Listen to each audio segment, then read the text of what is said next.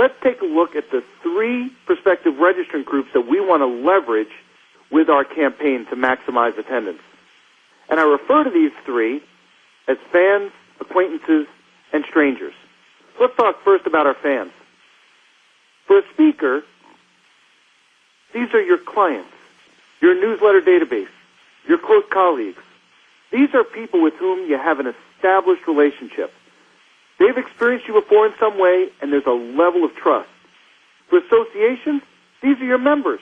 You've established yourself with them as a trusted resource.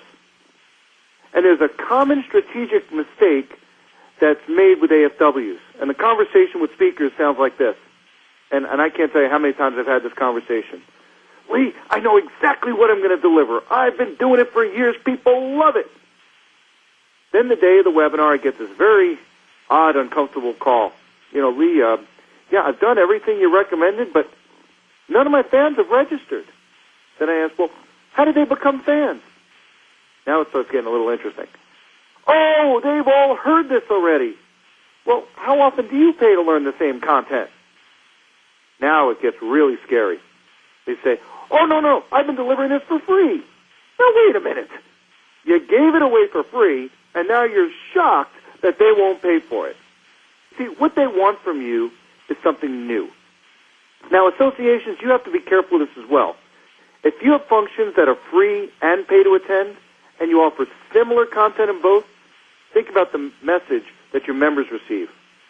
AFWs, as you're looking at this and looking at this opportunity, they should be discussed as part of your overall education strategy.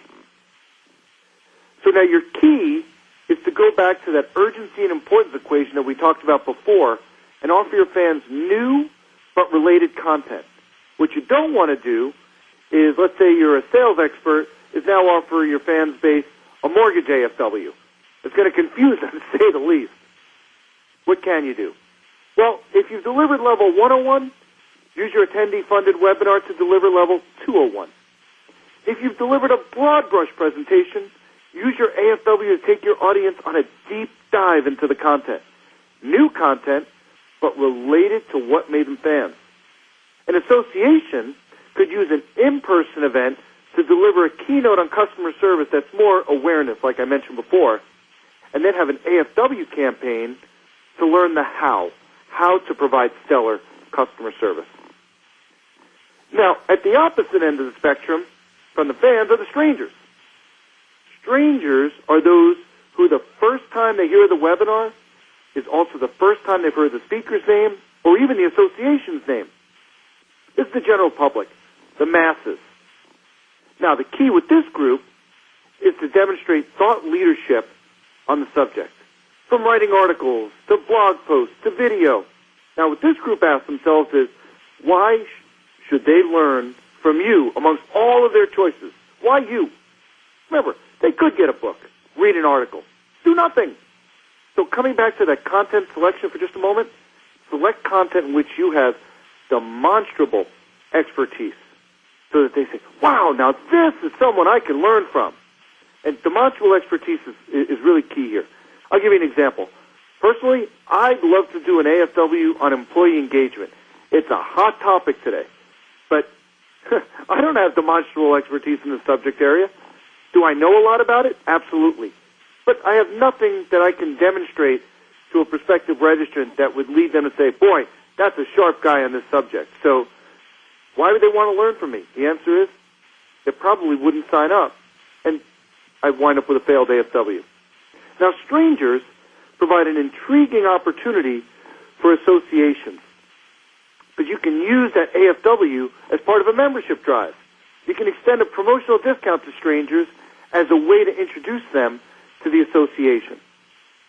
Now, strangers, by definition, are unfamiliar with you. So guess what? You get one swing at the plate.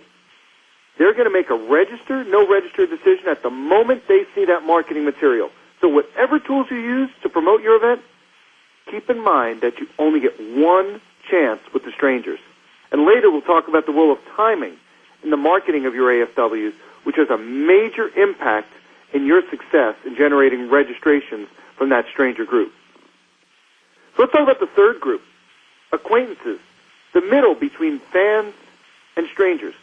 Now, the difference between acquaintances and strangers is that when an acquaintance first hears of the webinar, it's not the first time they've heard of the speaker's name or the association's name. And acquaintances are often forgotten as a marketing source. They're the speaker's former keynote audiences, fellow association members, their business networks. For associations, acquaintances would be your prospective members, those who've inquired in the past, but for whatever reason haven't yet signed up for membership. Now, when we look at registrant conversion rates, you probably won't be surprised by this. Fans convert at the highest rate. Now, that's assuming that the content is new as well as both urgent and important. Strangers, well, they're going to convert at the lowest rate since the speaker is an unknown and you're only getting one shot. So what's your wild card? Acquaintances. That's the attendance wild card for you. Now, the key with acquaintances is to leverage their experience with the speaker. So imagine the speaker delivered a keynote on customer service for a local chamber of commerce. The speaker could work with the chamber to offer a customer service attendee-funded webinar to the members with new skill-based content that was not addressed in the keynote, so they can build off that relationship. Now, the speaker's challenge in leveraging acquaintances is reaching them since they don't have that contact information. And that's why leveraging past relationships is so key for this group.